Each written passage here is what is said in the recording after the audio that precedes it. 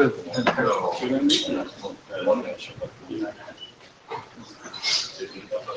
mention the drop side.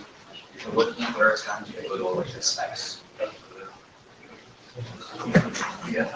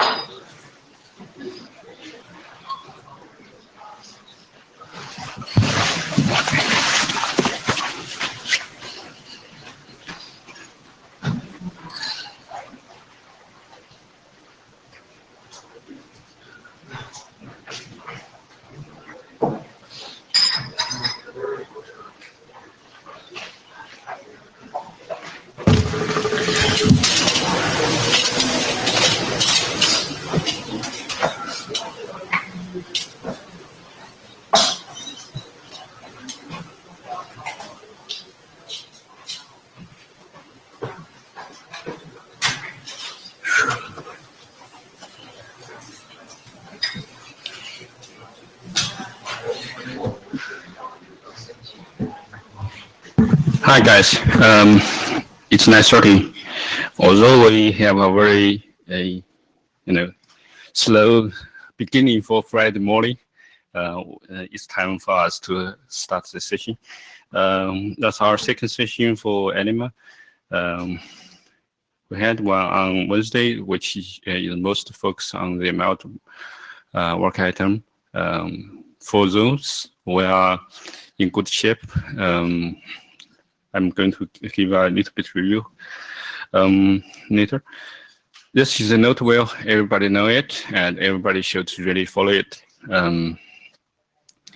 The blue sheet is going around.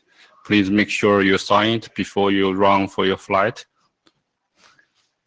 Thanks, Michael, for to be job describer. And we still need a minutes taker. Any volunteer? Okay, Bing. Thanks. We have the support for meeting echo, the remote participation. We actually have Brian Cameter, also our co-chair Taylor's acted already online. All the slides has been uploaded to the material of meetings. But we do have some technical issue to show up on the material web page because that's our second session somehow. But all those material could be found online if you click the session link. And we have so many ongoing discussing on the mailing list, particularly for last 2 or 3 weeks. That's good. This working group is chaired by Terence, who cannot be here for this meeting, but he's online, and myself. This is how we handled it on Wednesday. We complete the discussion regarding to the generic signaling, which is in very good shape past the working group last call. We are thinking to ship it to IESG in a month's time. And we have discussing for bootstrapping. It actually takes 10 minutes more than we allocated, but we give the priority to the working group work items. Besides that, the co-author of that draft did bring up another draft, voucher draft, which we think is very much needed by bootstrapping. Now, there's still a question where to have that work, voucher work. Up to now, the information we got is Anima may be the best place to have that, because we have the expertise for this bootstrapping. But they also lead from 6TiSC. Also, they give the introduction to NetConf. So we are waiting for our ADs to give further instruction. Because we don't have time for it today, so the discussion will continue on the mailing list. And we have discussed autonomic control plan on Wednesday. Also take 10 more minutes than we planned, for which the draft looks good, and we are still thinking for more reviews. But probably we could, launch the working group last call before Christmas, I think. So if we are working very hard, we may be able to ship that to IEST before next IETF meeting. And reference module, given the short time we had in Wednesday session, it only get 15 minutes, which actually only discuss the relevant part to Bootstrap. So that's why I actually changed the agenda for today to give the 25 minutes for reference model to finish the rest of that part.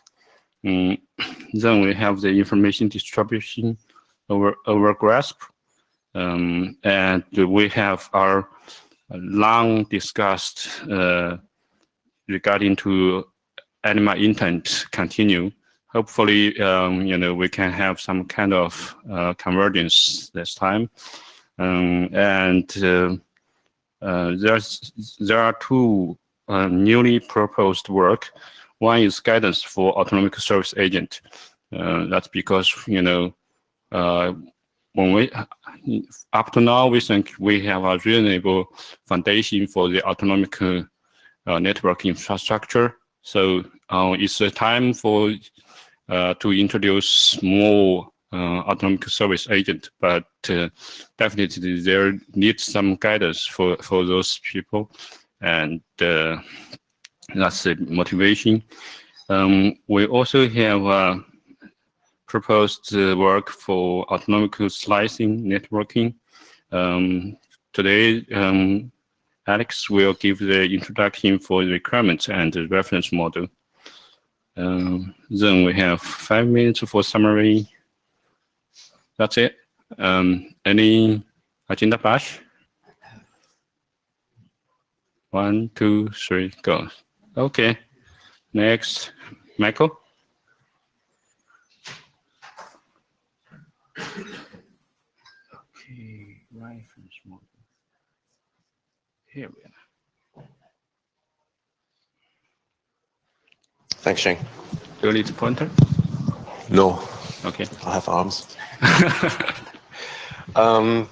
Last time we went straight into the discussion about the negotiation, the discovery, sorry. So let's now pick up on the remaining bits. So version 3 is not actually out yet, so look for it.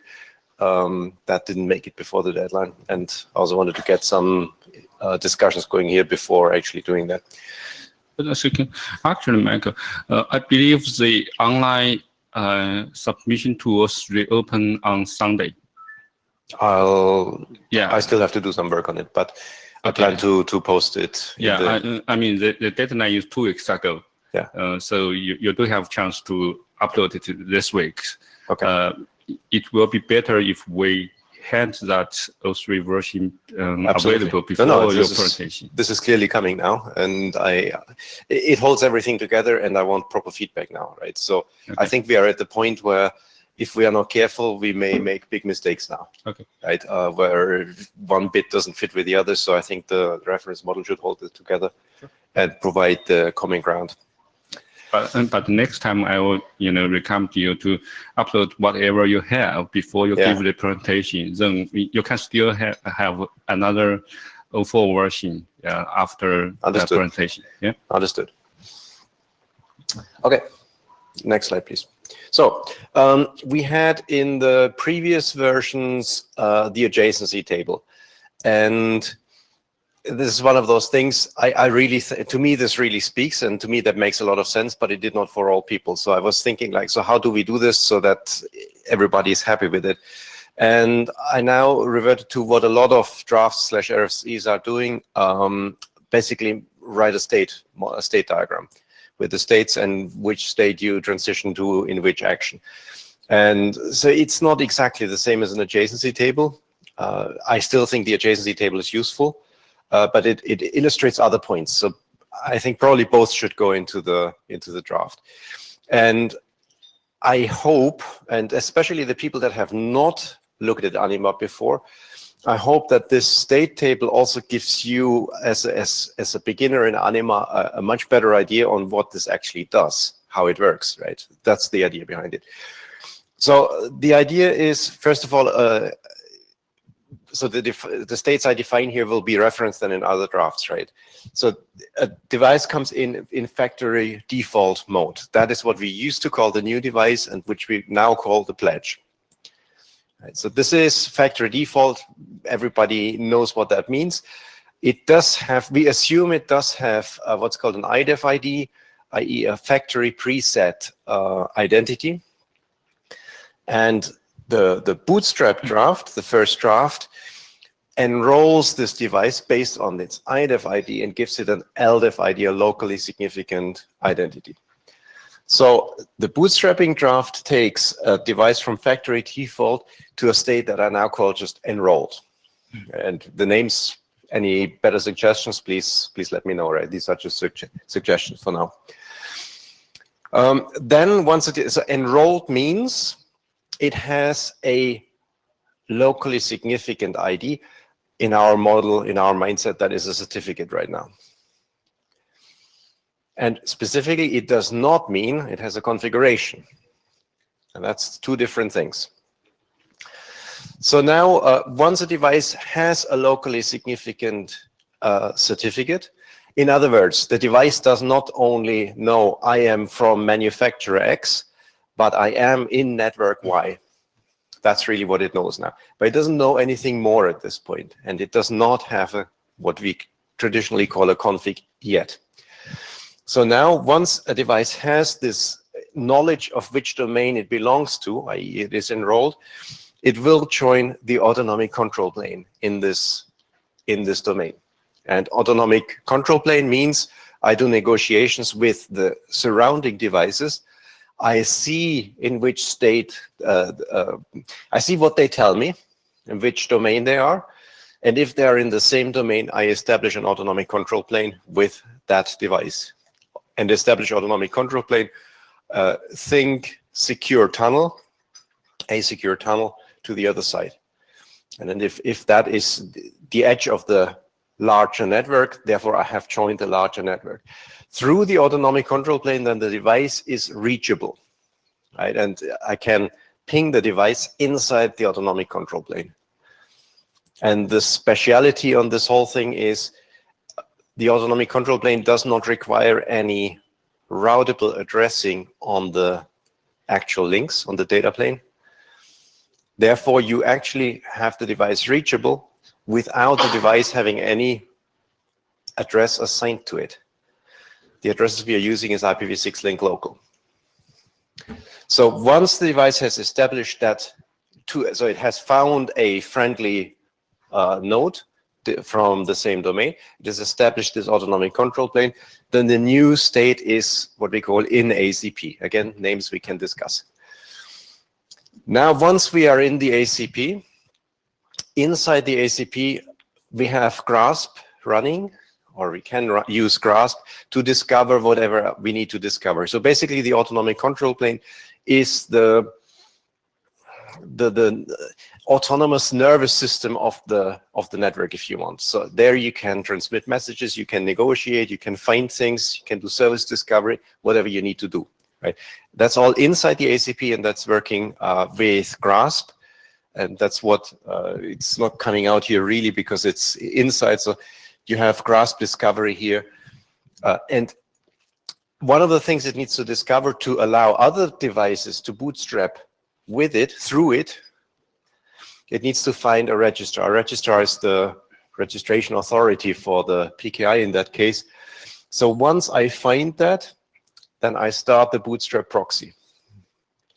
And then I originally defined a new state that the device now is in proxy mode. So basically for this device that started here to allow other devices to bootstrap now, it needs to be A in the ACP, and B, it needs to see a registrar, because without registrar, you can't enroll anything.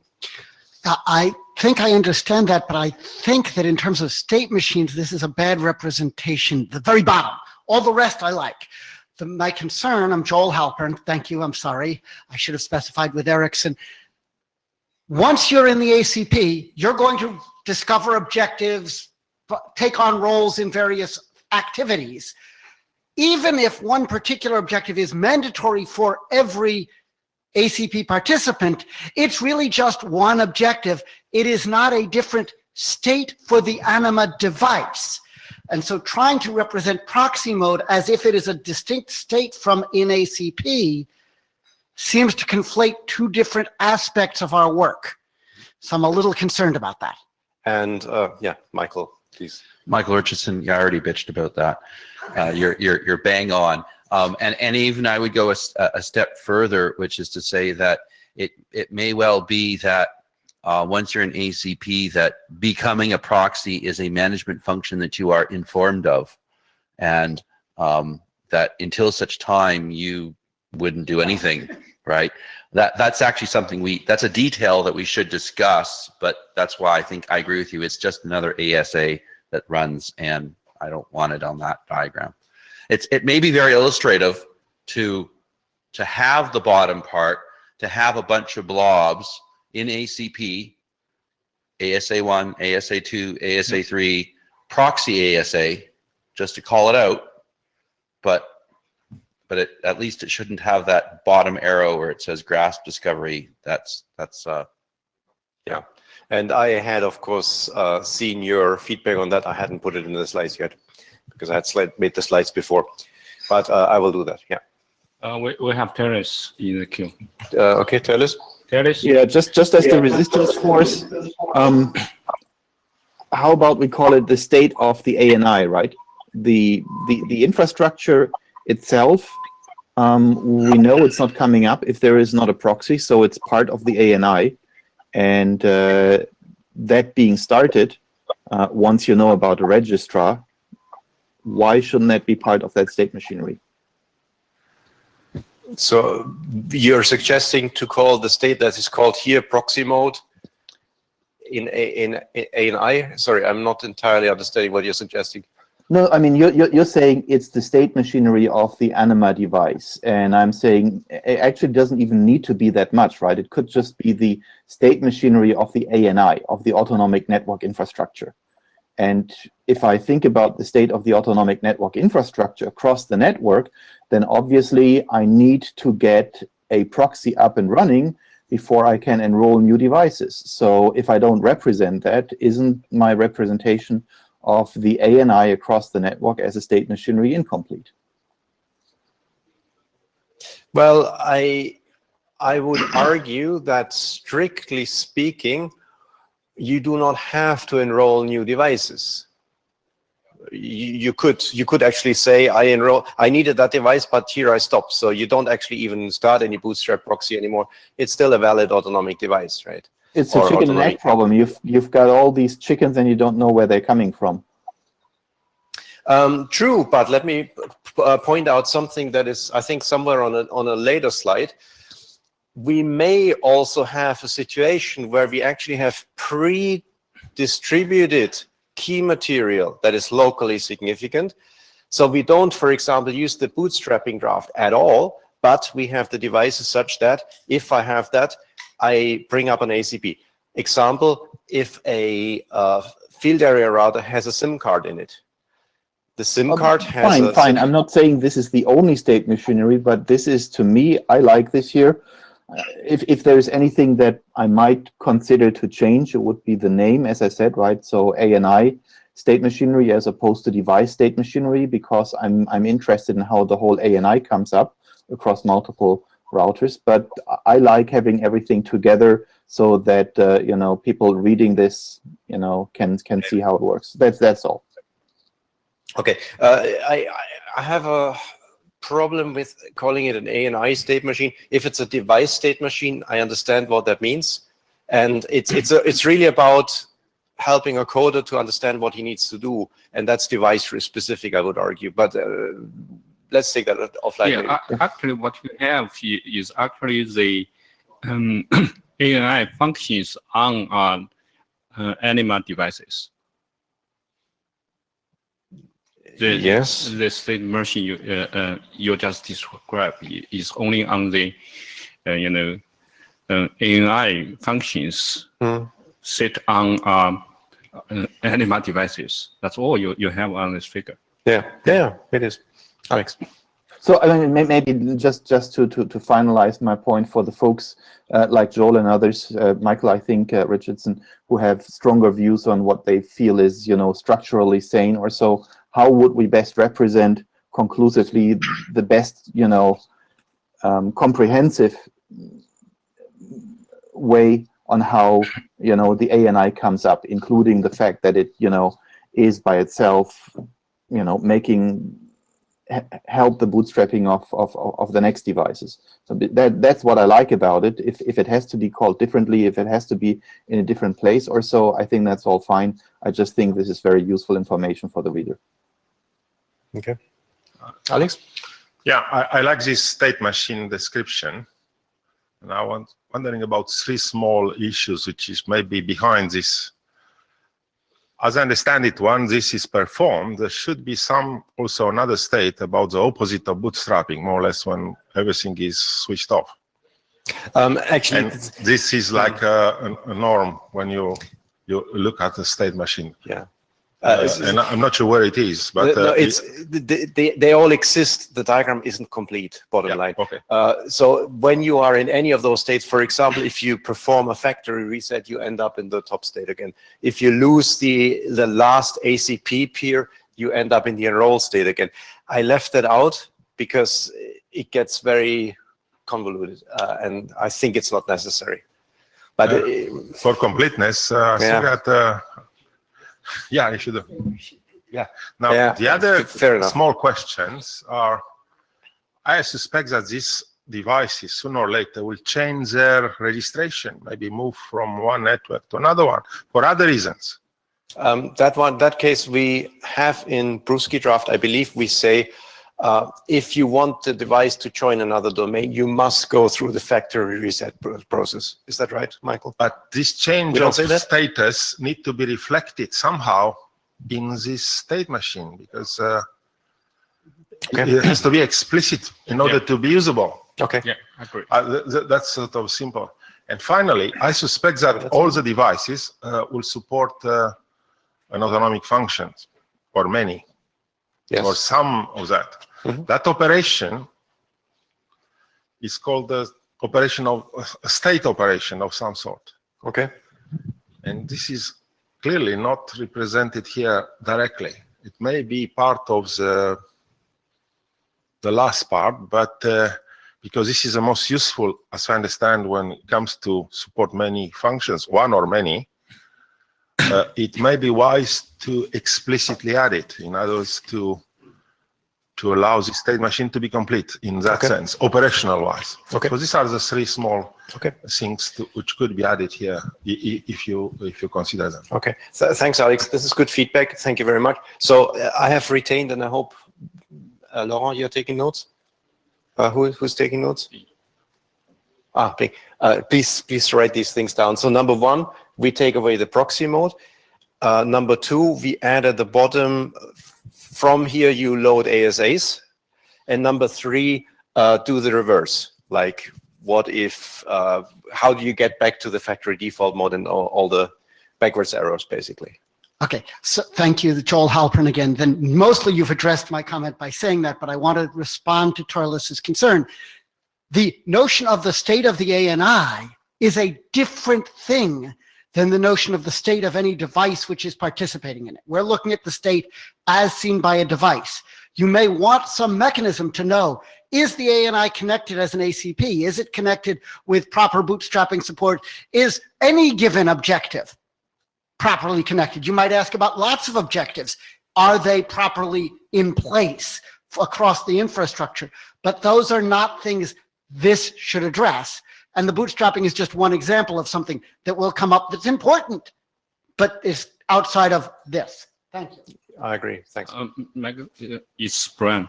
Oh, Brian is Okay, thanks. head of you. Brian? So I apologize, by the way, for my lousy audio the other day, but I had a setup problem in my browser. I just wanted to comment that don't lose the point that this is only one state machine and that there are lots of independent threads going on in an autonomic node, and there are lots of other state machines, and somehow you need to flag that, at least in the description. Okay, thank you. Okay, thanks for the comment, Brian. So Michael Richardson, so the question was asked about moving networks and resetting, and I think that's something that an issue that I don't think we've resolved adequately, certainly not in the bootstrapping at this point, is the question of what is a factory reset.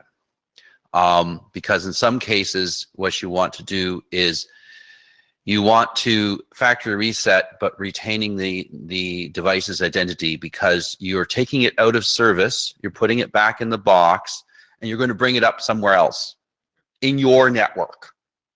And so you don't really want to bootstrap it again. And when it comes up again, it essentially is entering the enrolled state, which I think it's entering the enrolled state, but it's coming up without any configuration. Okay, so it's lost its IP address, it's lost whatever purposes, port configurations, all that stuff is gone, but it still has its identity. So that's one kind of factory reset that you might do. Okay, but it's not really a factory reset, it's some kind of other reset that we should define. The second thing that I want to say is that there's two other cases that are important. One is that you have taken the device out of service and you intend to sell it. And so you don't wish it to remain for it to retain its identity in your network.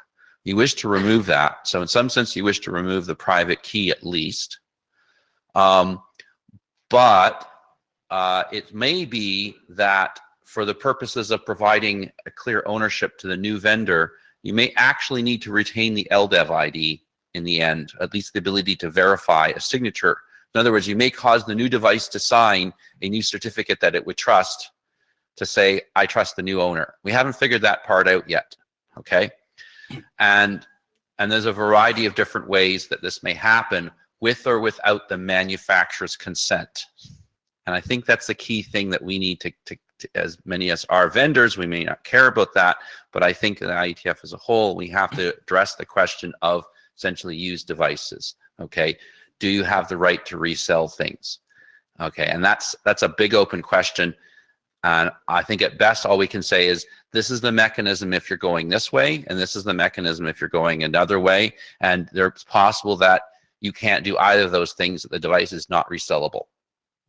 And you should know that up front, that it's not going to work, right? So that represents various arrows back to boot factory default, but there's various processes on the way. I don't have answers for all of that. It's not simple, but we need to discuss this or put it on an agenda item at some point. That's a very fair point. Where should this discussion go? Because Brewski is probably not the place, right? It's not the case. It actually in some ways belongs in the ownership voucher discussion. Parts of it, yeah. Yeah. Okay, we need to figure that out. I agree with you. I think parts of it is actually not that complicated. How you get rid of the LDEV ID, I think, is a vendor can decide how to do that.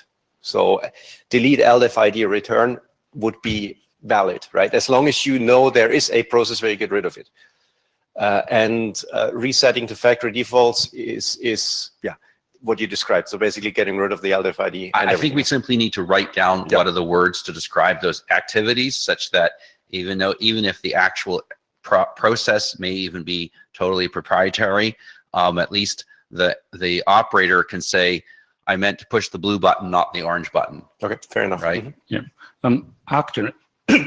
Actually, from this figure, I had a question for you, Michael Richardson, because there are so many stars on these figures. It's need more work, and with my working group chair hat on, I have to ask, how much work you still need for the bootstrap. Well, we just removed stuff. 3 stars on the bottom by Joel's comments about how this becomes an ASA at the bottom. Okay. Okay. And the star on the top is being addressed right now in the Brewski draft. The star in the middle, we have on the list at least agreed that it's going to be grasp and flood. Yes. So We're getting there, yeah. I think they're all done. Okay. Okay. I mean, analysis, if you think there are still some open issues and need more work, maybe you can separate it into another document. Then we can have that in later stage if you can, complete the current bootstrap document without that. We're desperately close to being done. Okay, sounds good. Okay. Okay, next slide, please. So, so Michael, you need to watch here. I'm not sure this is actually completely in line, but I think it's in line what we have. So the Brewski pledge, i.e. the state machine for a new device. So basically this is now a zoom in on the first bit of the previous state machine, right? So it takes you from the state factory default to the state enrolled. And I was trying to illustrate that a little bit more. This state machine is also in the Brewski draft, not exactly in that form. I had taken out the identity as a separate step. Max said he wants it. I'll put it back in.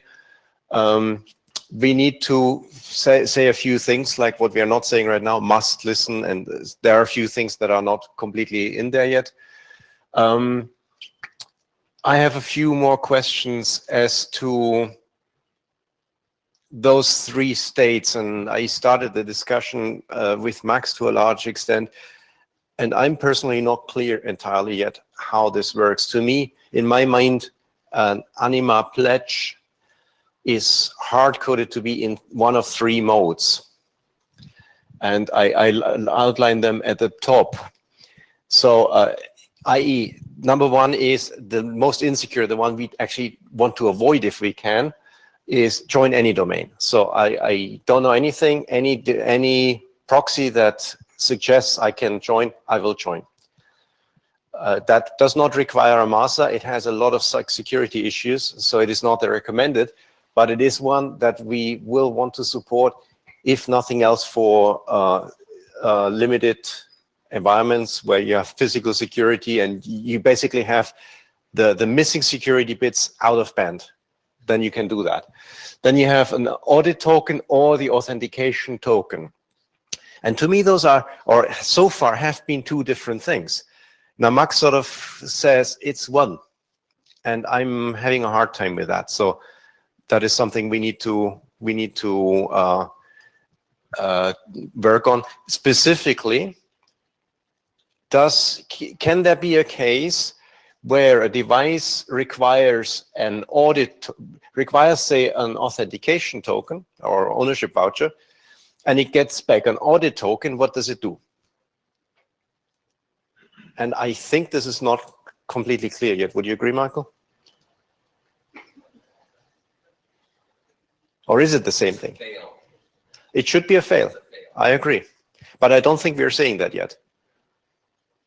Right. And so what I'd like to see is more specifically, the pledge is shipped, in my view, the pledge is shipped in a particular mode.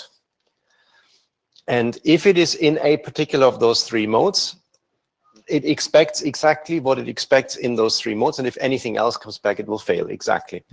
And then Max pointed out we may have a physical intervention, i.e. a button on a device, where an owner can say, I override these security things. I know I'm in a trusted domain, and I want this device to just join now. But all of this is not completely clearly spelled out, I think, at this moment. The other open point is reject info. So we have the positive case, which is more or less clear. So a device joins a domain, it receives whatever it expects, and it enrolls. We also have the negative case where a device tries to enroll. So it goes to a domain, and keep in mind the device knows nothing on where it needs to join. It has 0 knowledge. So it will try the first domain, the first one it sees.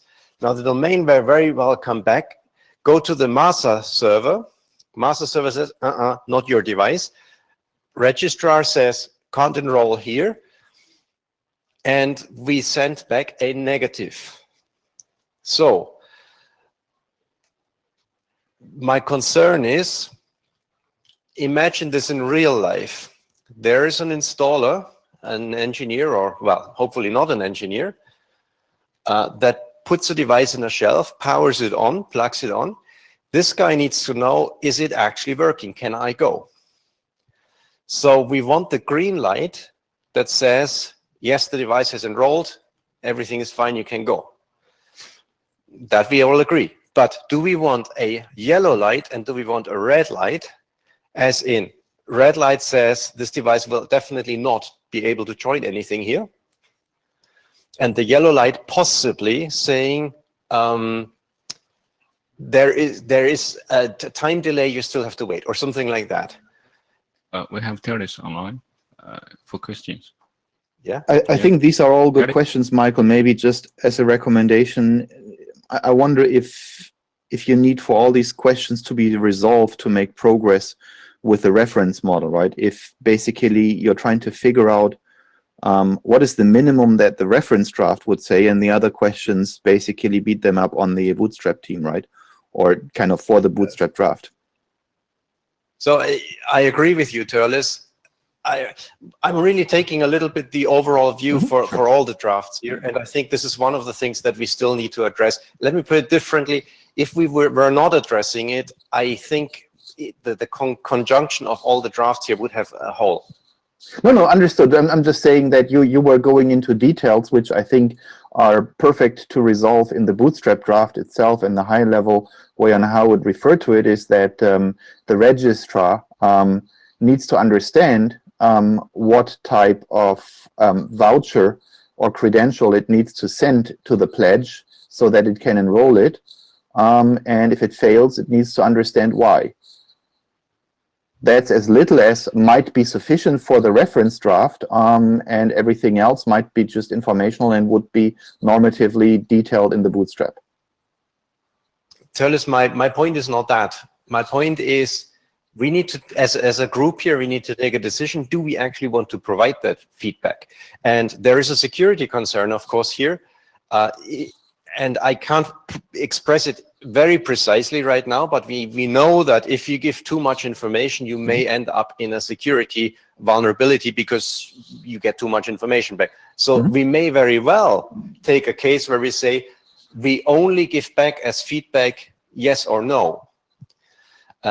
My current feeling is we ought to give more, but this is a discussion we need to have here, and I think that's why I'm bringing it up. Michael. So I think that what you're asking for is that the bootstrap document must detail the kinds of failures that we anticipate and indicate whether these failures are fatal, red light, right?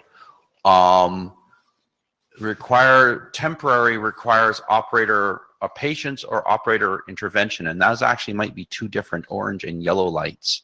Okay, and then of course, you know, succeed is pretty obvious. So I was imagining, as you're describing this, I was imagining a typical data center cabinet with 19 cables, all of them unlabeled, and a piece of equipment to replace. It has 27 ports on it, and the guy puts it in and plugs it back up the way he thought looked reasonable, and it flashes, and it flashes yellow light, which tells him it probably didn't put the right cables in the right ports, so it didn't talk to the networks that it could actually bootstrap to. And so he rearranges it or checks his work and stuff like this, and he does this a couple times, and gets a combination where it's a red light, which is to say he's definitely hooked up the switch to his the peers connectivity and not his own, and it can't join the peers network, right? It's a transit location, let's say. So he knows that's wrong. That's definitely wrong. So he starts again, and he gets a green light finally, like, oh, okay. At which point the device is hooked up to the ACP, and someone who has a clue can reach in and realize that he's still got ports 9 and 12 swapped in the cables, and they'll radio him and they'll swap those ports, but they at least can tell that point because it's joined. I think that's what you're getting at, right? So I don't have a problem. I think that would be, I don't have a problem when we say we don't use UIs. I really think that I agree. We should have output that is potentially useful, as in red, green, and yellow or orange lights, and we may want to distinguish whether we have 2 or 3 or 4 situations. But the case of the yellow light is also the case of I've plugged it in all correctly. Everything looks right, but the NMS has not yet actually received the right credentials from the manufacturer to actually bootstrap the device, right? And it may be a case of, you know what, you need to wait another 10 minutes. Exactly. Everything's fine. You just need to wait 10 minutes because the network's not ready for you. Right. And I think that's a really important output too. Hi guys, I have to interrupt. Yeah. We are running out of time, so I have to cut off the line. There's not that much more though, so but you're only 10 minutes out of your time. But I claim this is really important stuff. Yeah. And since we are very close to last call on some of those Yeah. documents, I really think we need to discuss that, right? Please continue this discussing on the mailing list. We have a full time for mailing lists. Anytime people is watching the mailing list, I assume. Yeah. Yes, To me, this is the reason of this meeting. Sure. Haggle out these things, right? But okay, I'll try to cut it short, right? Okay. Teres, do you want a word? Oh, Teres is just gone. Okay. So anyway, so I think we high level agree, and that is also something we need to put in. Next slide then. State machine for the ACP. By the way, here I have the arrow back, right? So the details is in here. I haven't forgotten it. I haven't put it into the overall version. So one of the things, of course, this state machine is partially per neighbor, right? So you bring it up for the first neighbor. This is what comes out again better when you have the adjacency table. That's currently in the document. So what I think is best to do is to leave the adjacency table explanation as well, because that is a per node view, and then a state machine that explains how you go through this whole thing, how the state's established. There's the discovery, which I think we have clarified now, and the rest here I think is more or less clear. So next slide. Open questions. Yeah, where shall we put those state machines? And probably the right thing is the overall one in the reference model, and then Brewski already has a state machine in the current version, so naturally that goes in there. We just need to synchronize the names of the states so that they match between the drafts. We had the proxy mode discussion already. That's done. Should we describe the Ripple state machine? Michael, you brought this up. I would argue no. Right, that's getting into too much detail here. Not in this document, correct, and not in the ACP document either. I think we say we start the routing protocol. The routing protocol has its own state machine, and I don't think we should go into that. factory reset, and that was already coming up as well. So we have those two types, and Joel brought those up. So yes, we will do that. Next slide. Next slide is the discovery. We have discussed that on Wednesday, and I think we have that all clear now. Let's see whether we actually can document it. Yeah. Next one. Yeah, so one thing we need to clarify, I mentioned that verbally before, the ACP draft does not necessarily require Brewski before. So these documents are somewhat modular, and the case that I explained earlier with the SIM card is one example of that. It's just some explanation. Discovery packets. I can't even remember now. Do we send in the discovery packet in the mFLAT the domain that I'm in? Does Brian, maybe I can't remember now. Okay. Yeah. Brian is on. Well, Here it no, the comes. domain is something that basically I don't know anything about. I mean, Grasp doesn't know what the domain is. It's sort of implicitly that it's in the domain, but it has no knowledge of it. Now, if you have something you want to distribute to everybody saying, this is our domain, then, you know, that's another thing we could distribute with the flood. But it's not a Grasp question. It's a question of what you want to distribute and how you that you choose to distribute. No, I understand that. My point is, I think we have not really explicitly discussed that, and that again has security complications. So we ought to be conscious about it. And I would argue, so there is if I send in the mFLAT my domain, then my neighbor can see automatically whether it ought to join me or not. But we publish the domain of the device then. So that is a security exposure. Yeah, and I'm not quite clear what the right thing to do is. Which I hacked up overnight about objective definitions for some of these things, and you know, imagine what you would like to include in the objective, and then we'll see if it solves your problem. But you're right. If anything you put in a flood is public information. Okay, thanks. Charles, yeah. Charles? Yeah, can you hear me? I thought that, oh yeah. Yes, we can. Speaking, yeah. No, I thought that we had this discussion over the years and concluded that including the domain would be another attack vector. And so that's why I thought the conclusion from you folks from the security side was always don't include it. It's certainly not written down right now anywhere. So minimum we need to document it, and we ought to think about it again a little bit more. But this is Michael, this is a generic question, right? So I think we spend a lot of time on the mailing list and in offsite meetings or so to discuss what to do based on security things.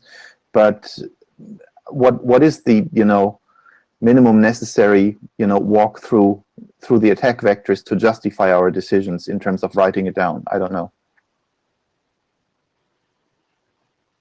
I don't know either. We need. I think it's something we need to do consciously. That's all I'm saying, and it's not done yet. Okay. Alex. Alex. I would like to add another item on a question list. It is clear to me that there is a need for some sort of orchestrator to check if all the states are in the right place, to check any anomalies, conflicts, and this cannot be done only through the device viewpoint. It has to be also checked to confirm that security are. So for the question is, where is this orchestrator for the whole area or domain? No, this is. I think we have this addressed. In the first state diagram, as you saw, there was Joel's comment was we should put in here are the ASAs and the things that happen now. And one of the things that happens now is once I'm in the domain on the ACP, I can actually be probed from a controller, and then these checks can happen.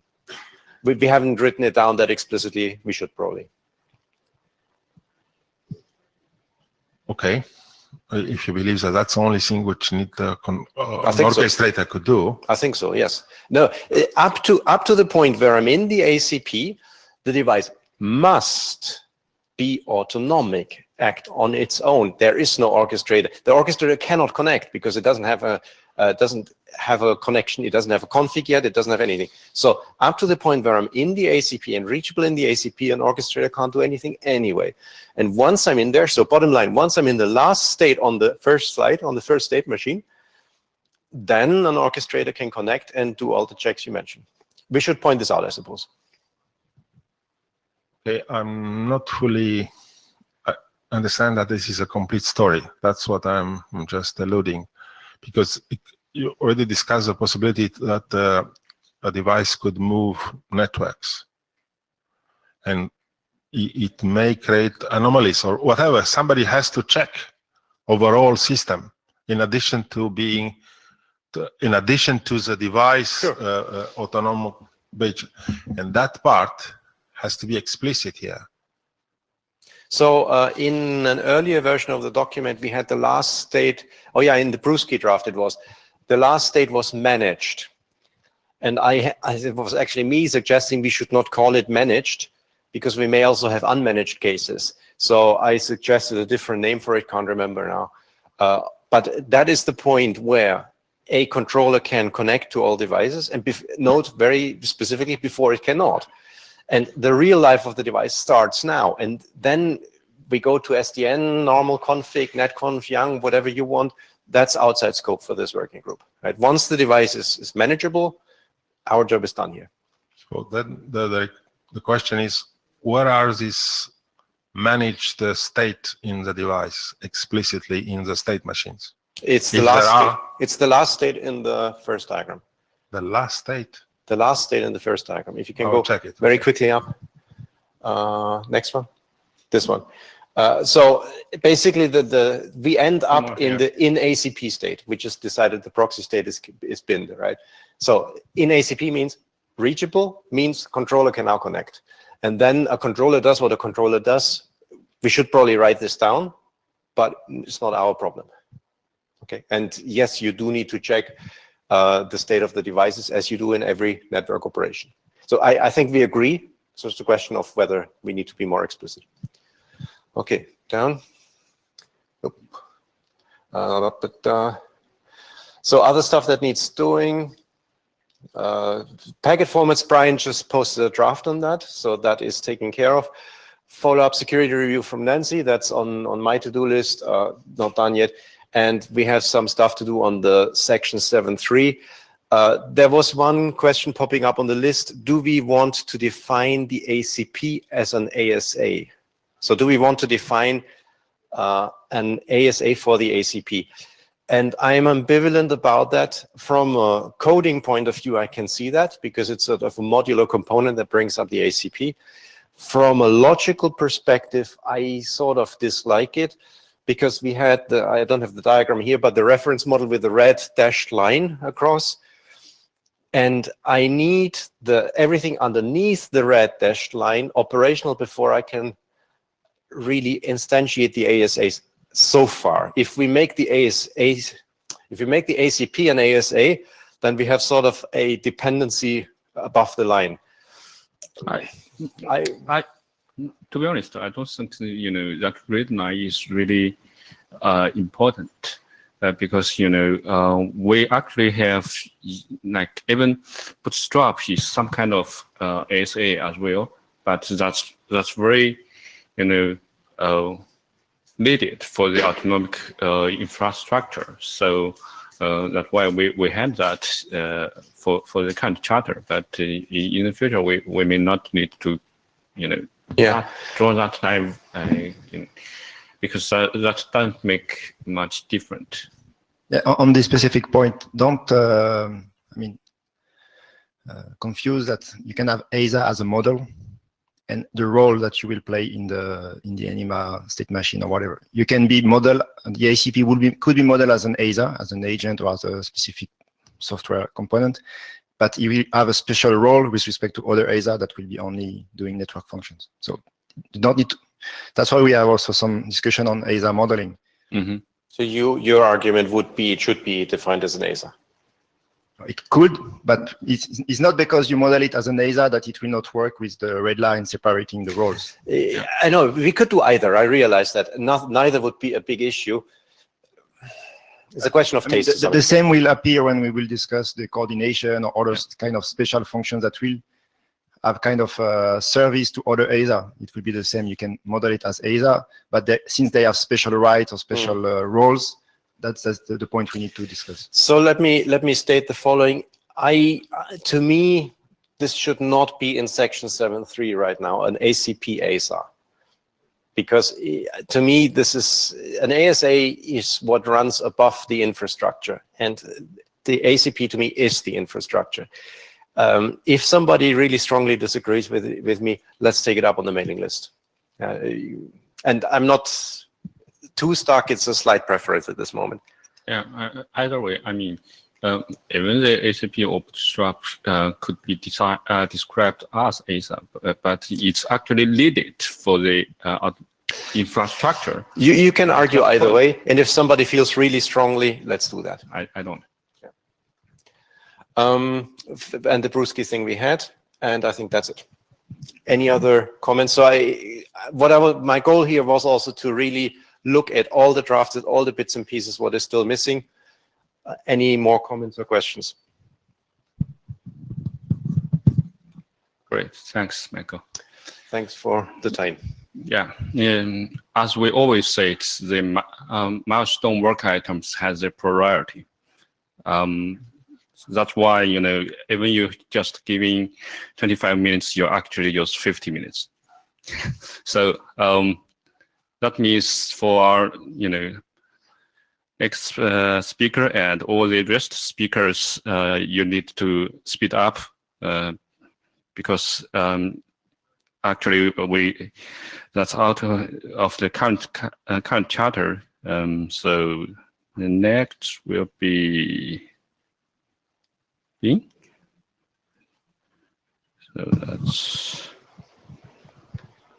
Morning. I'll try to be fast. Okay, this is information distribution over GRASP. Now the latest version is 03, but next, please. But today's focus is not about the draft itself, because in the previous versions, we proposed a mechanism called selective flooding. So today's presentation is mostly about some use cases of the specific mechanism. So there's a reminder in the draft, we define 3 distribution scenarios. The first one is a whole domain distribution. And the second one is today's focus called selective distribution and the incremental distribution as well. I don't want to go into details of this. Next, please. So for the selective flooding mechanism, it's been done through the 3 items. The number 1 is the matching condition. For example, the role of the device is the specific RSG, and the matching object which the matching condition applies to. And it could be the device itself, or it could be the neighbor device, or some other items we'll talk about in the use case. And the action after the matching of the condition, what they will do. And so the node behavior of processing the selective flooding criteria, the 3 items should be included in the flood message, and the receiving node process it according to the 3 items. Next, please. Okay, this is a number 1 use case.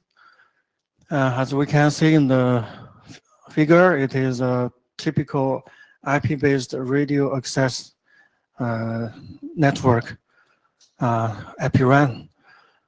So it is a hierarchical network.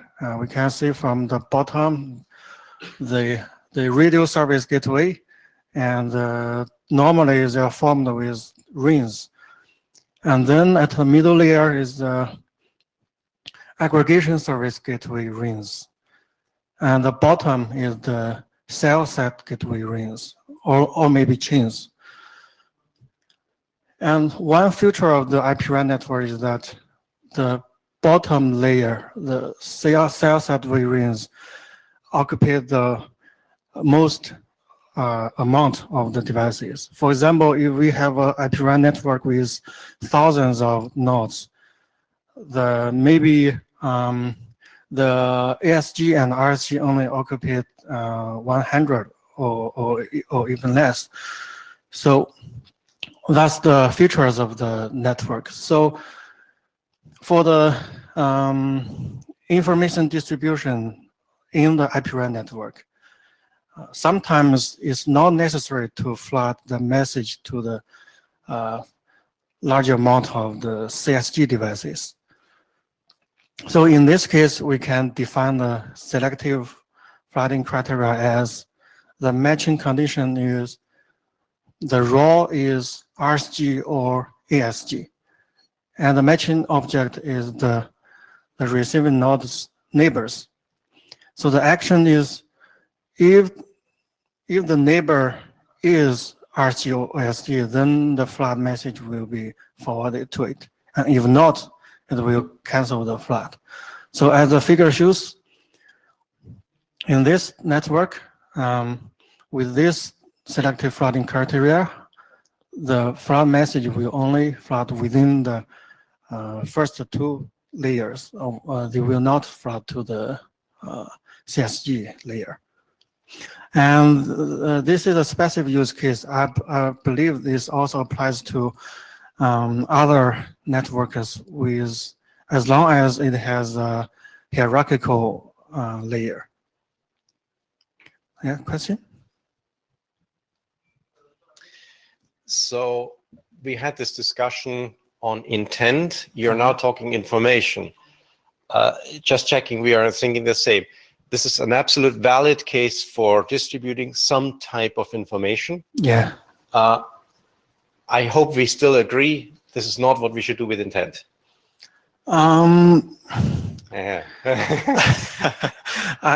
Personally, yeah, the information is general, not necessarily means intent, but maybe some intent could also benefit from it. But it's not. I don't argue that some intent must do this, but if the intent has some requirements of this, it can utilize this. Okay. Yeah. With intent, I would have problems, but with information, okay. Next, please. Okay, the use case 2 is we can distribute the information along with a specific path.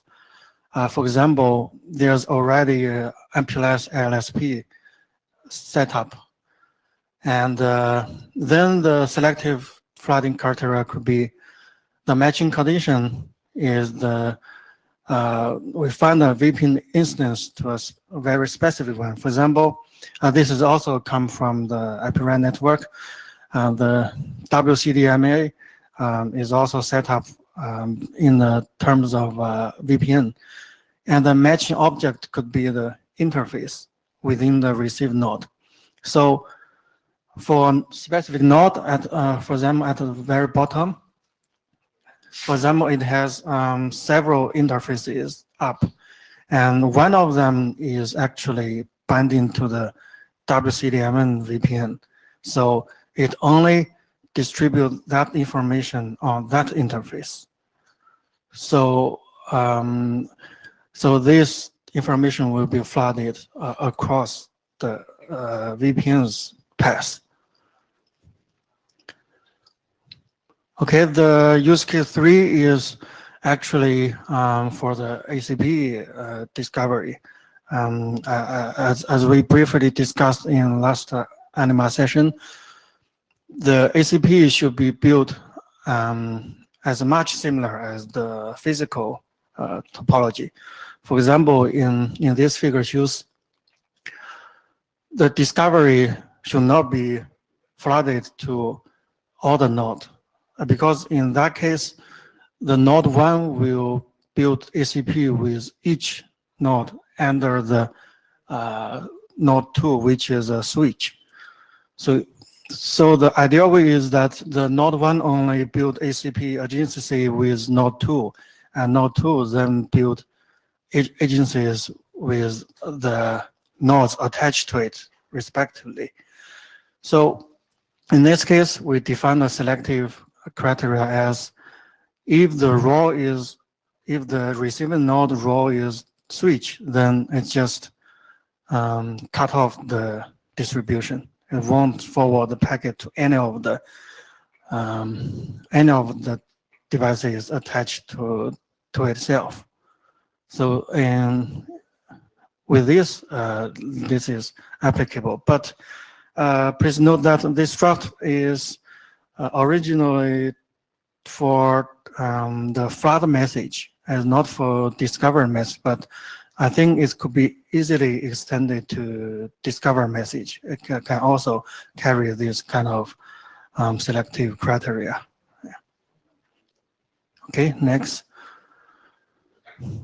So we talked several use cases. There's one essential problem is that how can we define the semantics? For example, the device role and the VPN the VPN semantic in the past. From my point of view, I think maybe it's not realistic to have a unified model to cover all this kind of information. But we can do a case-by-case approach. We identify several very important and very valid use cases, then we make it as standard. Just like the standardization of the various DHCP options, I think we can follow this way. That's my own opinion. Okay, any question, comments?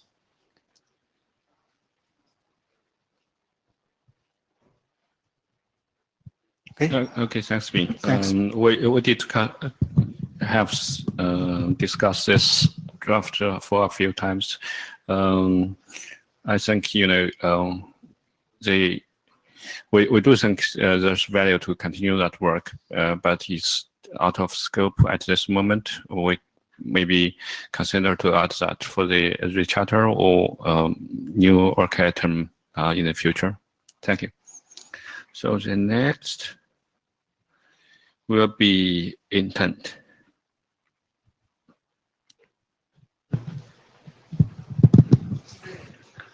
Hello, good morning, everyone. And I'm Zhong Pengdu from Huawei, and I want to instruct this intent draft. Next, please. This is some background about this slide, and it is based on version 4 of the Anima intent draft. And before and during the meeting, John and Brian and the authors have talked a lot by email about this intent things, and I will briefly introduce the talking, and most of the time can be left for discussing. Next, please. This is a relationship to working group draft. I think the two working group draft are related. The first one is a prefix management draft. This draft contains an intent example. And the second is the Anima grasp draft. In the email discussion, a proposal for the corresponding grasp object has been proposed. This is the example, and it contains several elements.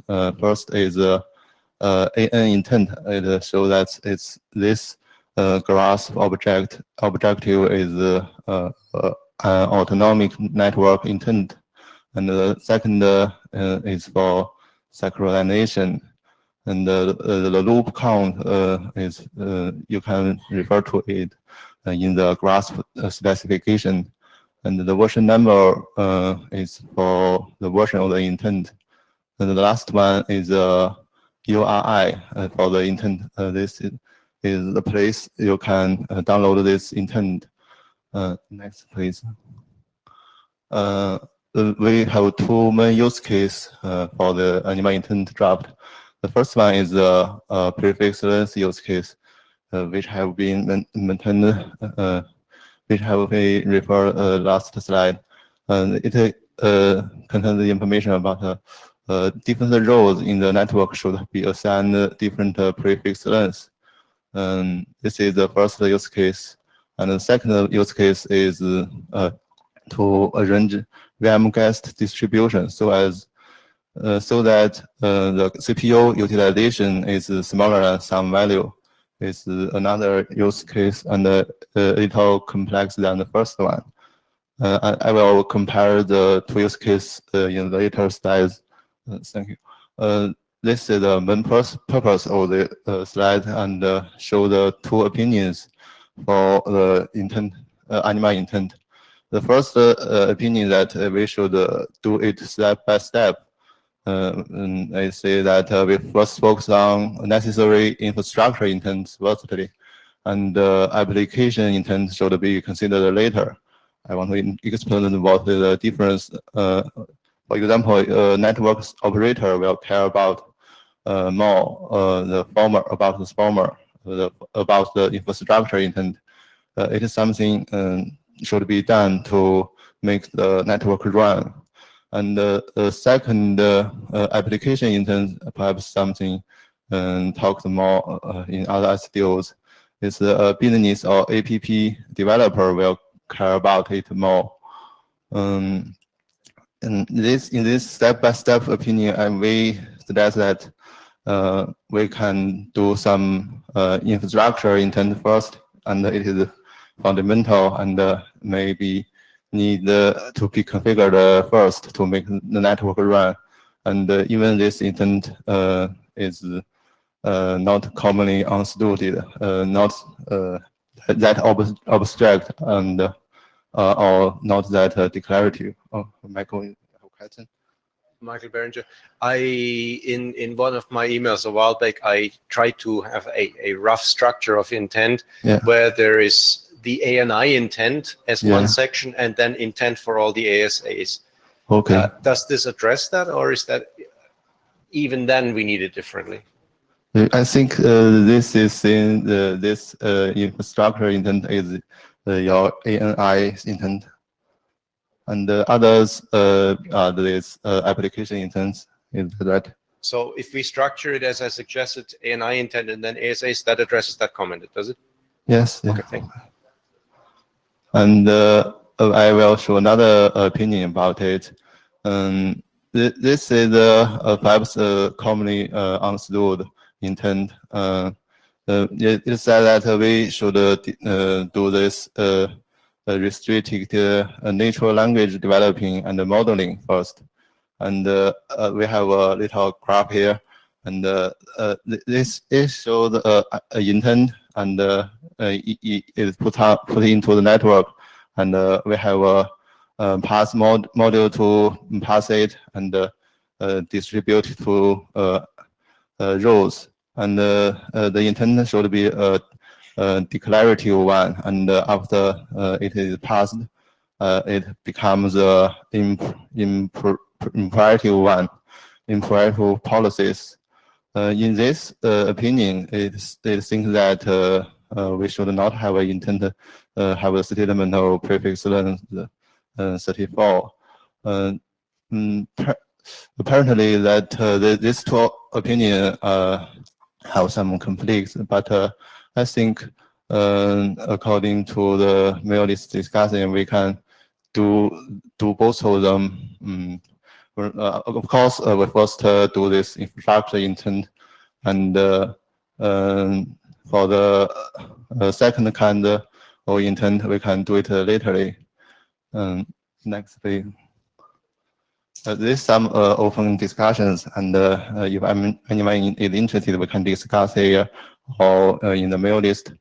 The first one is that does it make any sense if we have some network level parameters? I mean, this network parameter maybe not that objective is for some infrastructure intent.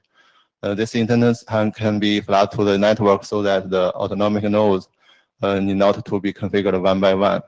And I also mentioned that granularity of the intent, we can, in the mail discussion, it show that we can do it per ISA or per ASF.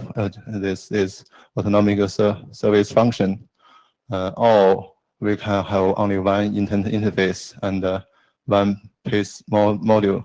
The second one is for the second opinion, but I think we can do it both. It has been agreed that Anima should not define another intent, and the language or model should be reused in Anima if available. This is the language and the model is referred to the second opinion. However, I think that we can also have some infrastructure intent defined beside that. The last sentence is about the place to develop the restrictive natural language and the modeling. This job perhaps not out of scope Anima. This what I mean is that this is not in Anima charter. Perhaps Super is a better place for defining these languages. But I wonder whether it's in the charter of Super. I mean that perhaps Anima network and non-Anima network both need this intent to be imposed in the network, but how to pace it and distribute it is, of course, in scope of Anima. Next, Yeah, I do have questions. Yeah. First, we do need abstract information to be distributed for the whole network. Yes, okay, and in some use cases, we also need the network-wide parameters to be distributed for the whole network. So whether both of them are called by the term of intent, I don't care. But the network needs such information to be better organized. So I think in the past discussing, we spent a lot of time on the choosing the name and define the name for the intent. That's something maybe not really necessary. I mean, definitely we need a very specific and clear term for the any standard document for intent. But the case is we need both kind of information. Then we can have one named as intent, the another maybe get another name. I mean, for the network level parameters, get another name for it. Then, thank you. Then problem solved. The second one is the last bullet item. We had that agreement almost 1 year or 1.5 years ago.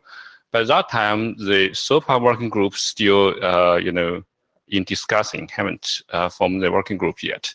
But that's why we think, for Anima, we should not define another intent and should wait to see whether SOPA is going to develop such things, and we may be able to reuse that. So my question is, does this take any progress in SOPA? Is now the SOPA has developed something for intent, generic intent, which we could reuse? I know a little about it. They are doing some modeling for the imperative intent, and the declarative intent model is still perhaps under working. I'm not sure whether it's in the charter. Okay. In that case, probably, if we lead that, I definitely think we lead that for Anima.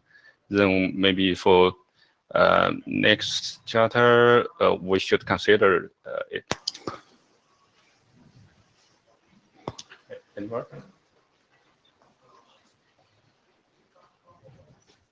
Just to react on your point on the need to have something defined for Anima in draft Peloso on the autonomic function lifecycle. We made a proposal to have, it was not called intent, but since we go to the level of having something defined for ASA or functions, that we have what we call the manifest, the mandate, and the instance description, which were 3 formats to define what a function will do. The mandate is what it should do, and the description is used by the controller, orchestrator, whatever, to organize everything. So we have some references that things have been developed and used in some projects that could be proposed for the working group without going to the level of defining a new intent. It's just some formats to drive the behavior of ASA or AF.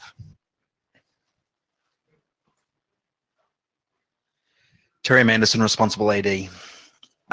Intent was obviously left out of the charter for a reason, because it's very easy to rat hole through intent. Yeah. I think we've all worked that out.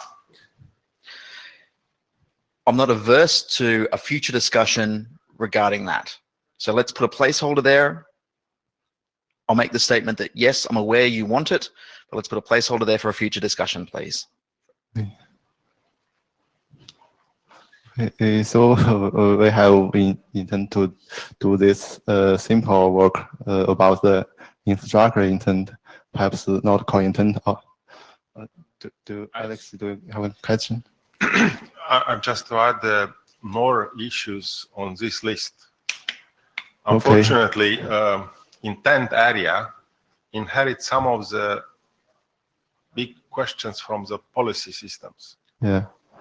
Unfortunately, and without solving some of them will be very difficult to move forward, irrespective of the formalities, although I understand that this is needed, and I'm just repeating them just to remind some people that there are basically 2-1. If you have too many intents, large numbers, at one point it's not very clear if you add more, that you change anything in a system. So for maintaining consistency in terms of creating new intents for whatever reason in a life cycle of the network may be detrimental to the behavior of the network, and this has to be checked. For very few intents, it will be easy to check, but when you have very large numbers across time, this may become an issue on its own. How to maintain the intent without creating anomalies in a network.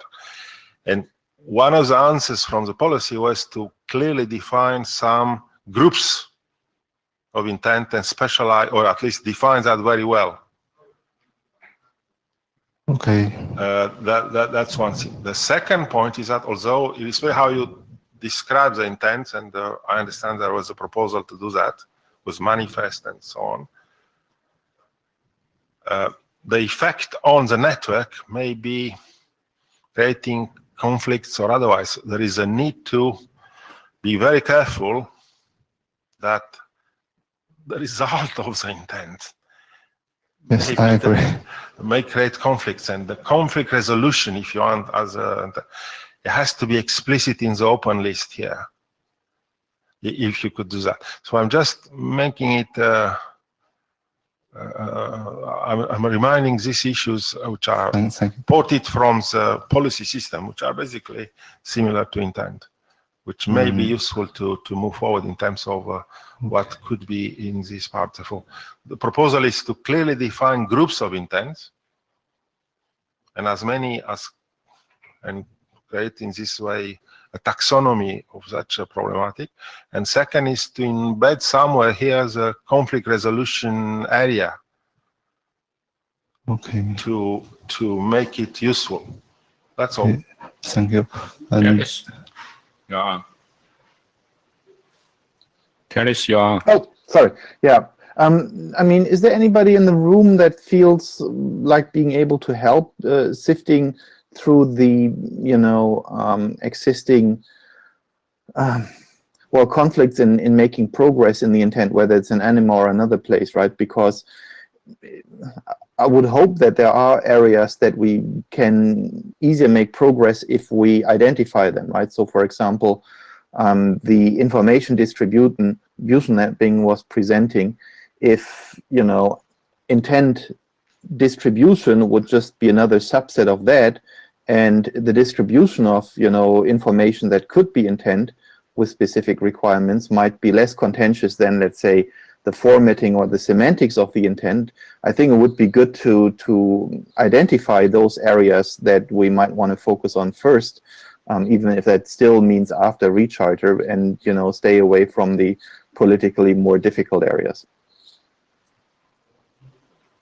Yeah, I agree. Thank you.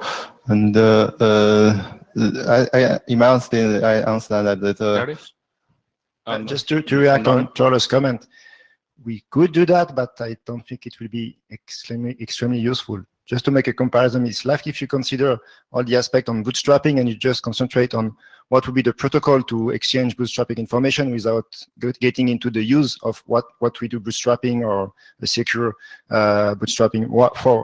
The challenge with intent is not to really agree on the format or how it will be distributed. It's what do we want to achieve with having something that is we consider not plain configuration information, or to avoid the CLI. That's the challenge. We could agree and we could work on the format and the protocols. That will be fine, but at the end, we will not face the main problem.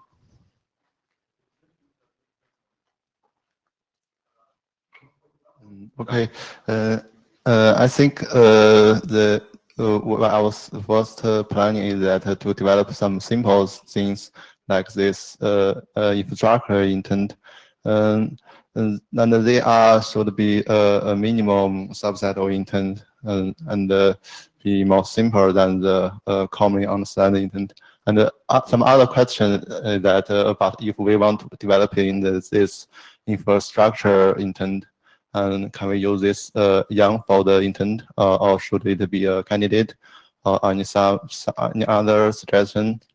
And the last one is that we have a simple way to distribute this infrastructure intent, to say that we can distribute in a file and in a file, and it cannot be updated partly. We can have one server to contain this intent, and every node to download this intent from the server. It suggests that the graph should be able to notify the version of the intent, and the autonomic node can download it from a URL. I think this is a simple way to define this define for the infrastructure intent, and that's all. Any questions? I believe it's too early to discuss the format and how to do that. Okay, so Okay. Thank you. Okay, next.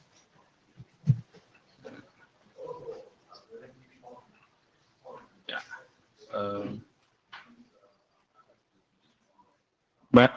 Brian, do you want to do that remotely, or you want me to do it?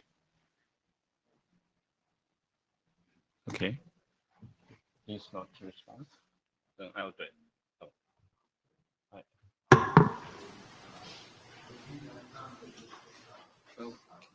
Okay. This is a very straightforward work, and it's actually because we just started this work, so there's no that much content for this draft. What we had is we think, because up to now we have some sort of autonomic infrastructure, autonomic network infrastructure available already. So it's a time for the people to define or write code for the various ASA autonomic service agents, but it actually need more guidance from us to make the work easier for people who has the target for the autonomic service agent. That's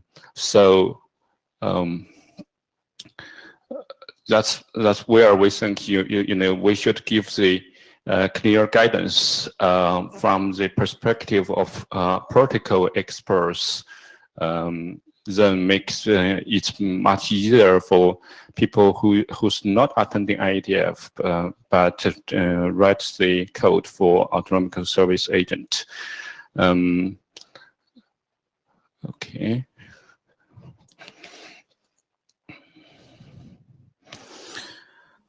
Up to now, what we have for this draft is the logic structure of ASA. It should be, and the interaction with the autonomic infrastructure, how to reuse the components we already provide during the first charter of this working group, and how to design the grasp objectives in the specific autonomic service agent, and what would be the life cycle for the autonomic service agent, and also definitely there will be multiple autonomic service agents for which would like to take the influence for the network and try to manage something maybe the same parameters, or reach very potential conflicting objectives. So there should be consideration to coordination along those autonomic service agents, also the security consideration.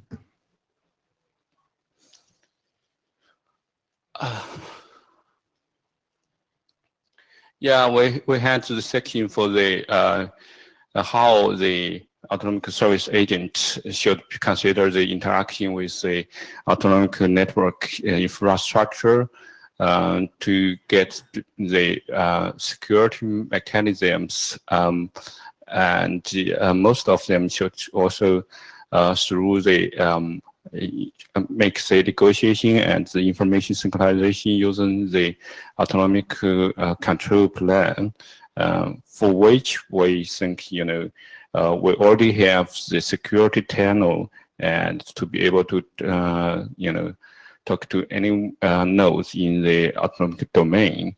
We also give the guideline how to interaction with grasp, because we want the grasp to be the one for the signaling and to provide the negotiation ability for all those autonomic service agents. We had a work which is not the current work item for the grasp API. By doing that, we hope to handle the complexity of the autonomic network infrastructure from the autonomic service agent. Then the autonomic service agent just need to tell the parameters what he want to negotiation, or what he want to discuss to the autonomic network infrastructure. And also, there are sections for how to interaction with the intent mechanisms, but I assume that we'll need a lot more work for next year. A lot of discussing as well. So I'm not going to put any detail at this moment. Okay, that's all for now. This is a new work we start. We think that makes sense to educate our future users of autonomic network infrastructure. Okay. Any question? Okay. Then we move to next. Our last for today. Yeah, thanks. I just wanted to say, well, thanks. You presented it very well. Right. And in particular, there's a line that says additional authors wanted. I think this is something where we need input from experts in various areas. For example, we have a completely blank section on coordination, a completely blank section on life cycle. And I know there are people in the room who can contribute on that. So everybody please read it, and we'd love to have additional authors.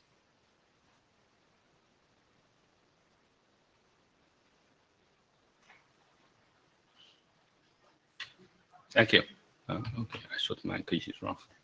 Okay, then next, Alex.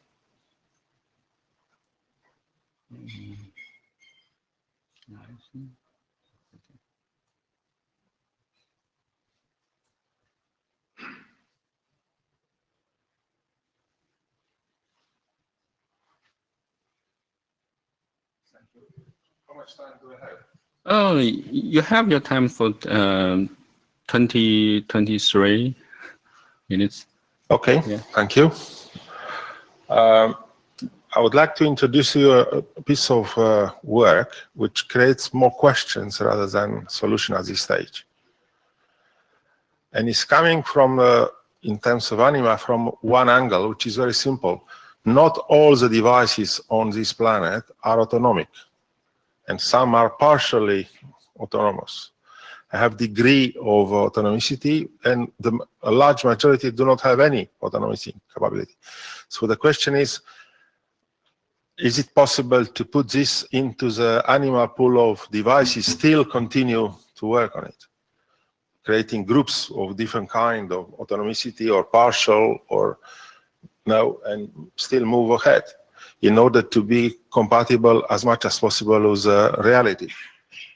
Or you assume that always all the devices will be sooner or later Anima autonomic enabled, which is a bit too ambitious in my view at this stage.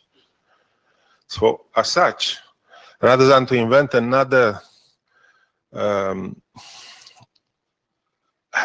enabling system to bring this heterogeneity into account, specific to Anima, the suggestion is to use an existing emerging concept called network slicing to bring it in and to identify how that could be useful in the Anima work. So in that sense, my presentation is an overview about the whole thing rather than the specific document which was produced with my colleagues from Hawaii, Kiran, and Delay. Only one of them, Kiran, is around. So the document is quite complete in some sense, but obviously it's a first draft. But I would like to add a bit more context to the area in order to introduce it well and to also to elicit your feedback as much as possible.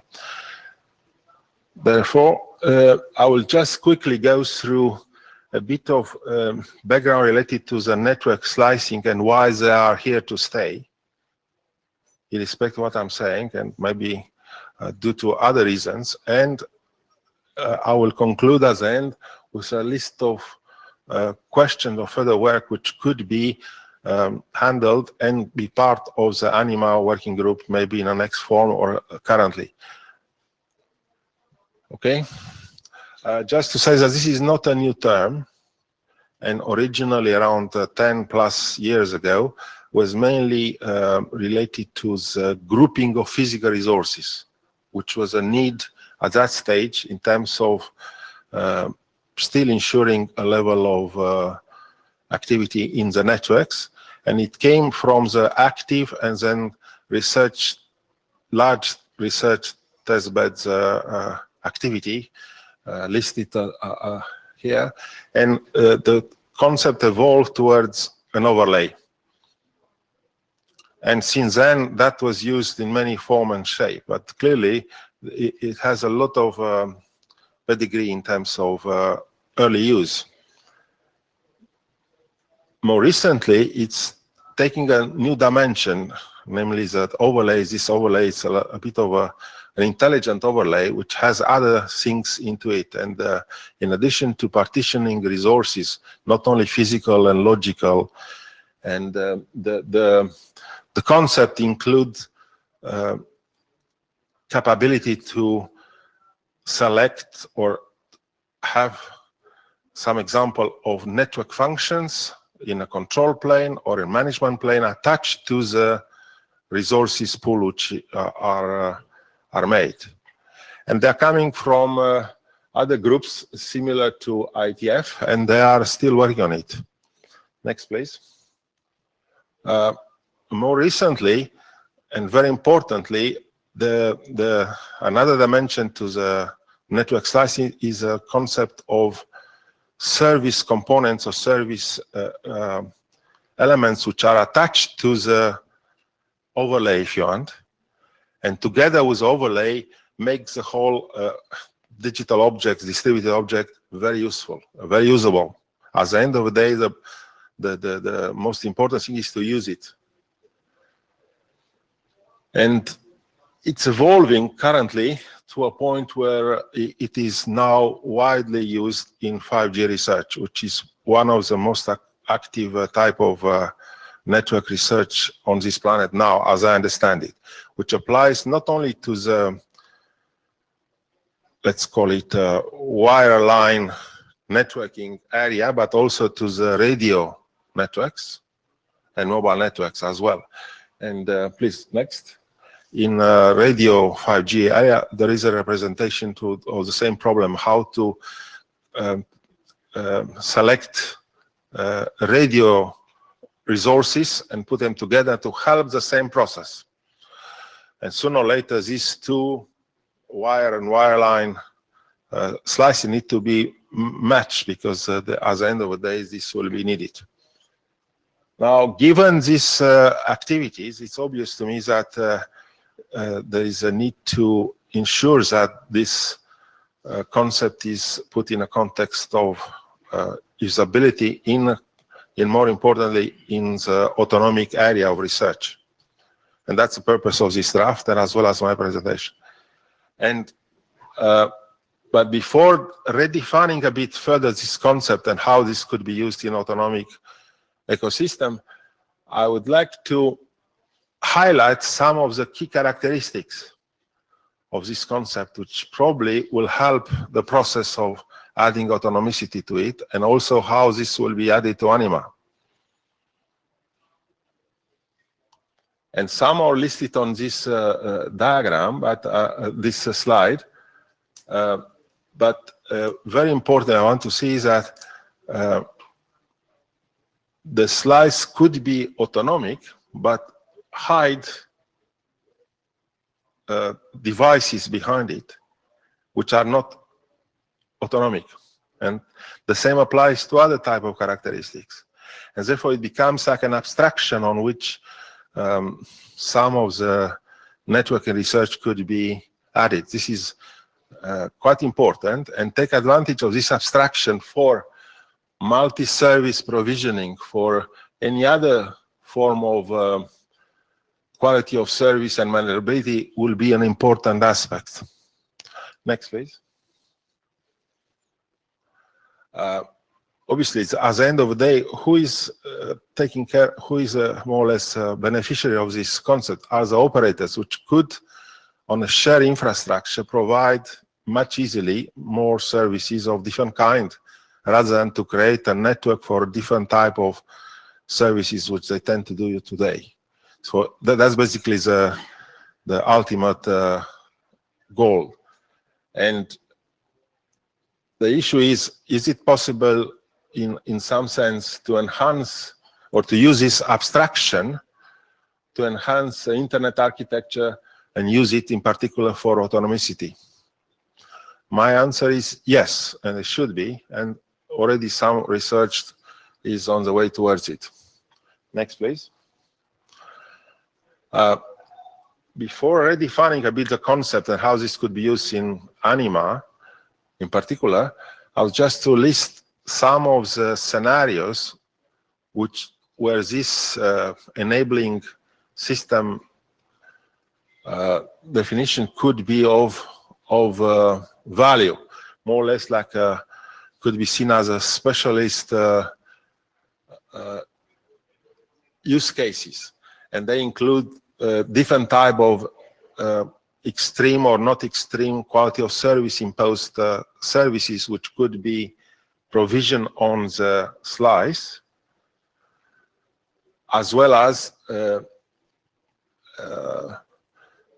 others which are important. And the whole idea is to, through the same concept system, to provide all these things rather than to do it one by one, because this could be achieved one by one as it is now in separation, but that's not scalable and it's clearly not efficient.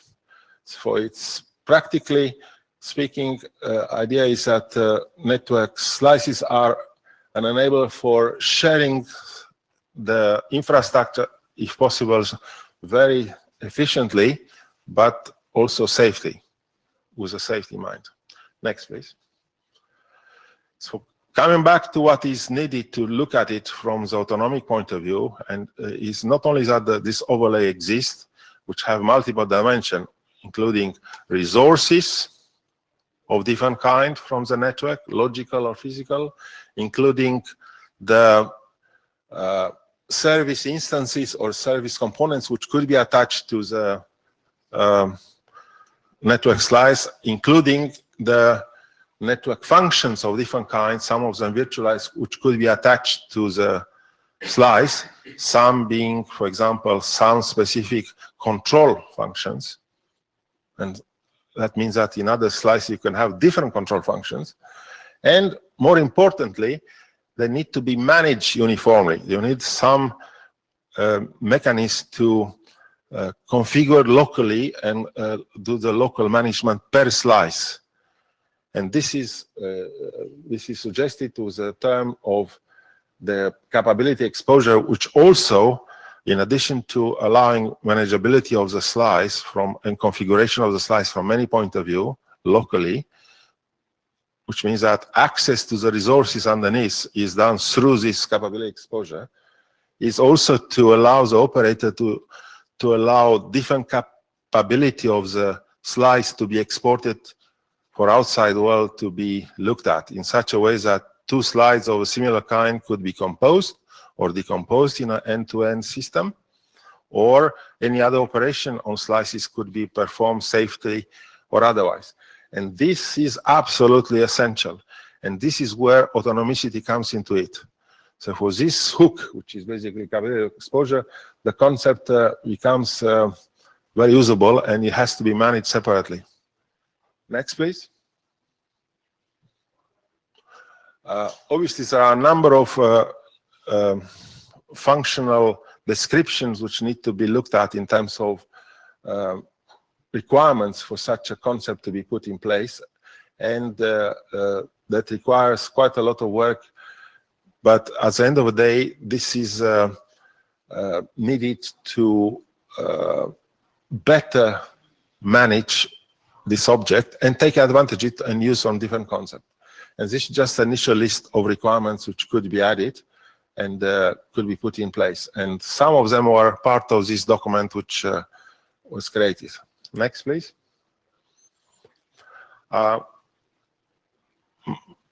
We had a very good presentation about Anima reference point. As I understand it, well, or maybe not, is that what I'm suggesting here is not a major departure from the reference model which is produced.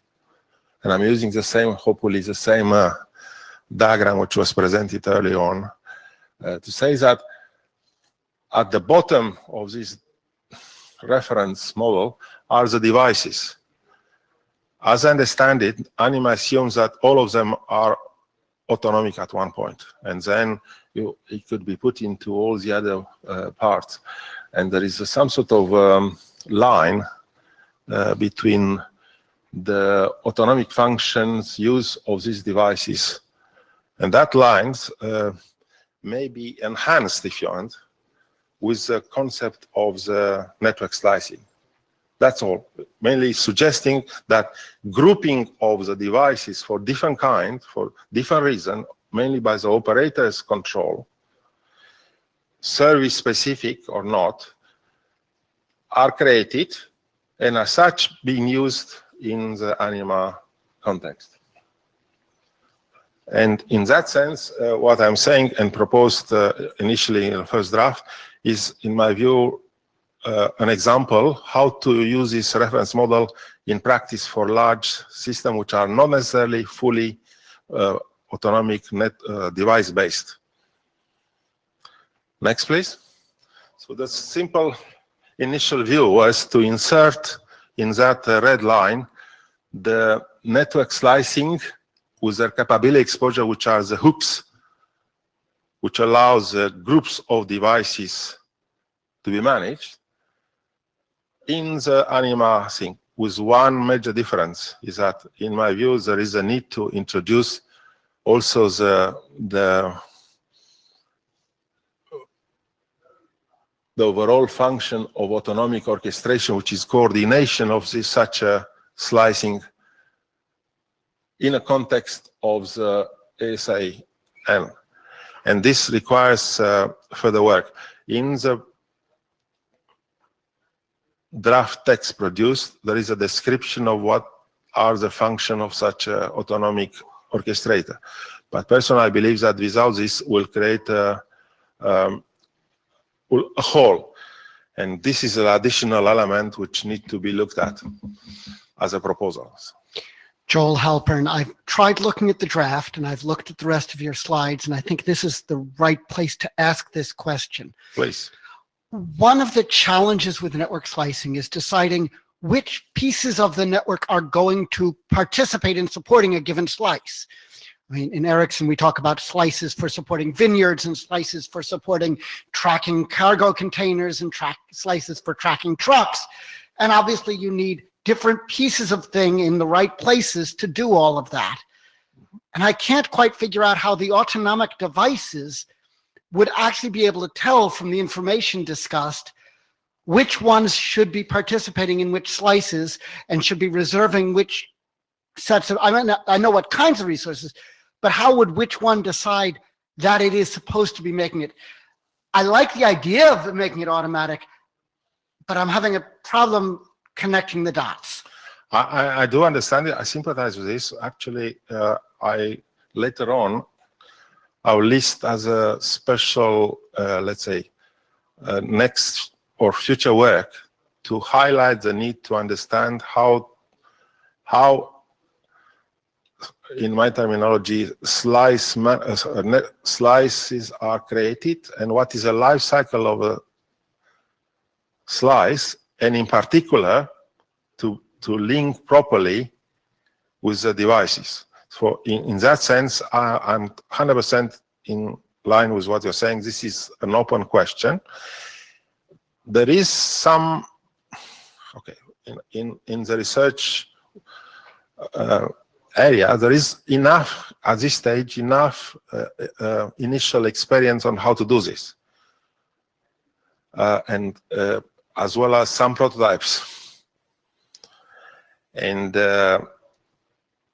I hope that this will be leading to a better answer to your question, which I understand that it is absolutely essential. Part of this question is when you create a slice, which you add resources, then how you monitor it. And how to do other things, but this is clearly one part of it.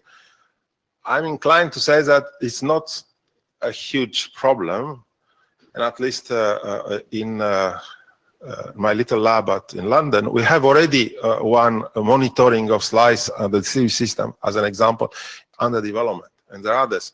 So I'm encouraged that there are ways to answer to your very good question well, but it is a question to be answered.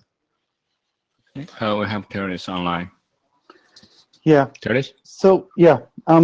So to me, I think this is great. It's just kind of hard for me to follow because I think this is a second step, and we haven't, I think, even answered what I think is the first step, and that's really, you know, to me, what does autonomicity means for software, right? Because so far, I think everything we worked out has been very much focused around where autonomic devices are, well, hardware, right? Where basically we leave the problem of, well, how do these things come into existence, are being put in the right place, wired up into some form of physical network and given power, left up to, you know, somebody else to figure out. And in the case of software, that of course changes. And so whenever you bring in something like network function virtualization or, you know, other software versions of network functionality, you know, even before slicing to me means that I'm going to have multiple of these instances. I don't even know what a single instance of this should mean for autonomic. So maybe, you know, trying to add more text about that, you know, what does autonomicity mean for software in the first place before I start looking into multiple instances of it. I think that would help me to make the jump. Yeah, it's a very good question, and I will back it up saying that this is a real question. Just to give some examples. Alex, we actually have to end the session in time, so you have 5 minutes. Okay, I'll try to do it in 2 minutes. One simple example of slice a whole network. Suddenly, the current Anima is one slice covering all. That's a simple example. The second important thing is that at the end of the day, the value added of such a concept and examples are related to the fact that they have a value and impact for the operators. They want, as I understand it, this is going to happen in a 5G and automatically in the rest. So it's an issue is how to take advantage of it rather than to reinvent the wheels, to create specific more examples of why you need these groupings to occur. I'm not sure if that answers your question, but I'm just saying that it's the right time to understand how autonomicity of slicing is put in place, in addition to the fact that you need a number of slices. And they tend to be attached to many other questions related to slices. How many you need on a network? 1 million? Few? How to organize them? Who is going to do the end-to-end slice provisioning, if you want? Combination, as well as how to add explicit autonomicity to it. My understanding is that if some work is concentrated in terms of creating some autonomicity for the controllers of the slice, that will be also added a lot of things without getting into the details of how the resources in a slice are not autonomic as well. So it opened up a lot of questions, but at the end of the day, that was the purpose of this talk and the draft, to open these questions. And I fully agree with the question that needs to be resolved. But I'm encouraged that this could be resolved. Next one, and I will go quickly now towards the end. Next. I just listed, in addition to the text of the draft proposed, a number of separate problems. Some of them are related to Anima, but not all of them. Some are outside of Anima's scope, as I understand it. There are around 15 or 17 questions and further work to be done. Some listed here in no particular order. And I will allow you to just browse through it rather than to go one by one. But in my view, these are real questions which need to be answered in an immediate period, and will help also the, if you want, adding another level of autonomicity, not only to the devices, but also to larger systems, which are basically slicing, which is going to be potentially, in my view, the norm in our next period. Next. This is another list, for in total is 15, but probably there are many others. And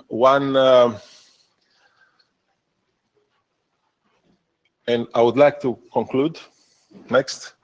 Saying that this is an invitation to a slightly different work area, which will add another dimension, Anima, but part of it is immediately specific to enhancing the reference model exists towards grouping of devices, which is basically the heart of what I'm saying. And it's a beginning and it's not the end. And probably you can easily add more questions. That's also. Okay, thanks, Alex. So that's take us 1 or 2 minutes to end the session.